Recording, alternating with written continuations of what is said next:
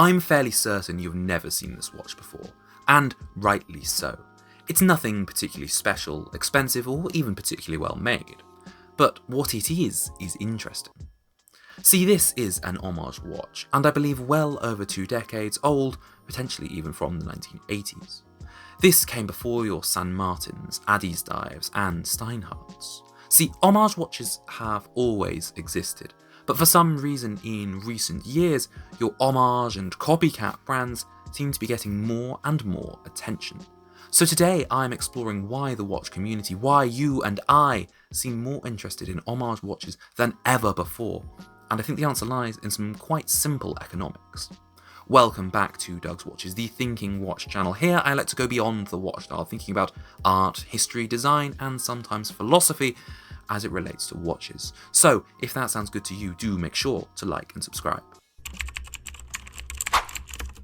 What is this watch? A good place to start. Well, this is a Pierre Cardin reference 90921. Now, Pierre Cardin was a French fashion designer, a leading light in the 20th century with praise from the likes of Dior. At some point, his name ended up on watches, and the brand Pierre Cardin watches was born. And by the looks of things, eventually separated from Pierre Cardin, probably to retain the original brand's luxury image. The watches largely seem to have been what we'd now call a fashion brand. Cheap quartz, things like this. You'll notice that while an homage watch, it's more of an overall vibe homage. So it's not aping the look of one particular reference. Say, like my Tudor Black Bay GMT does with the Rolex GMT Master 6542. But the Pepsi bezel on the Pierre Cardin, that's all GMT Master. The bezel markings, that's all Submariner. You've of course got crown guards, a Cyclops, and this two-tone look as well. From across the room, it's a Rolex copy, and so is a San Martin. Now, the quality of this is less than a San Martin, but so are 4- and 5-digit Rolexes. But as far as I can tell, in the past, people didn't care for these homage watches. But their modern counterparts, the San Martins, the Addiesdives, the Steinharts, people really do. More so than ever before, and to establish why, we just need to think about a little economics. The maths part.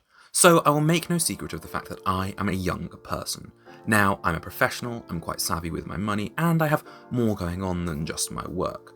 And I know I have expensive tastes, but my finances can be quite easily stretched. And the data says it's the same for the vast majority of people. Let's talk numbers. In the UK, where I'm based, average wages have struggled to keep up with inflation for well over a decade. According to the Office for National Statistics, the ONS, real wages, that's wages adjusted for inflation, have been largely stagnant since 2008. Meanwhile, the cost of essentials have climbed drastically. Between 2010 and 2024, the average UK rent rose by over 40%, and food prices have increased by more than 25% since 2021. Energy bills, they are up over 80% in the same period. Wages, nowhere near. Globally, it's the same story. In the US, inflation peaked at 9.1% back in June 2022, the highest in over 40 years. And although it's since cooled, wage growth has lagged well behind. Across Europe, the cost of living crisis has left millions rethinking what's essential, let alone what's a luxury. So, what does that mean for watches? Well, luxury watch prices have not just kept pace with inflation, they've surged ahead of it. Let's take Rolex as the benchmark. In 2013, a stainless steel Rolex Submariner had a retail price of around about £5,000. Fast forward to 2024, and you're looking at close to £9,000 retail. If you can get one at retail. On the secondary market, it can be £12,000 or more. And if that's where you're now forced to shop, whereas previously you would have gone into an AD, that's over a 100% increase in a decade, far outstripping inflation in any Western country. It's not just Rolex, Omega, Tudor, and Grand Seiko.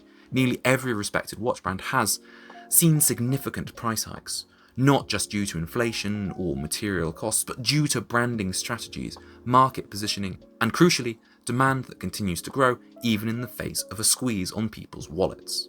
So, when you're a watch enthusiast in 2025, maybe you're young, maybe you're not, but you've got rent, bills, groceries, student loans, childcare, suddenly spending thousands on a watch just doesn't make sense, even if you've had a long waitlist to save. But the love of watches hasn't gone away. That's where Homage watches are now coming in. San Martin gives you that vintage Submariner vibe for a few £100s, although they do now have a few of their own designs as well. Watch Dives will give you a 50 Fathoms Homage for around about £100. Are these luxury items? No. Are they heritage pieces? Not really. But they feel like the real thing in a world where the real thing is no longer within financial reach. And unlike that Pierre Cardin watch from the 80s, today's homages aren't seen as embarrassing knockoffs. They're often viewed as clever alternatives, even a practical rebellion against the inflated luxury watch market. So when people ask why homage brands are thriving, it is simple. The dream of owning a Rolex or an Omega has been priced out of reach for most people. But the dream itself, that hasn't gone away. People have just adapted.